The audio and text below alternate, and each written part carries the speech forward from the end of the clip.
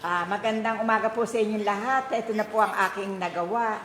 Kaya ko po pinipresenta. Nagpapasalamat po ako sa mahal na Panginoon at wala namang nangyari. Mga taga Baguio po ito at taga Tarlac. O ate, yung taga Tarlac. Tingnan ko yung nakuha ko sa iyo. Itaas mo. Iharap ko sa audience. Ito po ang sa kanyang nakuha ko na dumi sa kanyang tiyan. O ano masasabi mo? Salamat po. Tayo. Salamat po. Panginoon. Okay. Ito naman po yung taga Baguio. O, ate, ano masasabi mo dyan sa karamdaman mo na yan? Ayan, tayo. Ito po ang nakuha sa akin. Maraming salamat po. At kahit Okay, maraming salamat din po. O, kuya, yung prostate mo, itayo mo. Ito po ang sa prostate. Ito po yung prostate ko na po sa akin. Gano'ng katagal mo nang hindi nakadala yan? Gano'ng katagal na?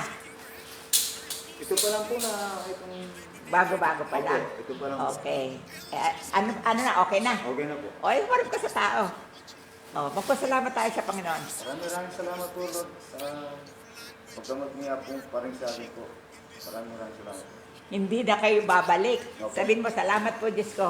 Salamat po, Diyos, Lord. Hindi na po kami babalik. Okay. wala na po yung sakit na. Opo na. Sa ngalan ng Ama, na Anak, ng Liwanag, na Espiritu Santo. Amen. Panginoon, marami pong salamat sa aking biyaya na ipinagkakaloob mo sa akin na ako po sumusubaybay sa mga tao na diabetes, sa myoma, sa colon, at sa prostate, at marami pang iba. Salamat po sa mga nagpa-follow up sa akin. O, huwag kayong mag-alala, lalo na rin mga may diabetes. Bye! Bye. Thank you po, salamat po.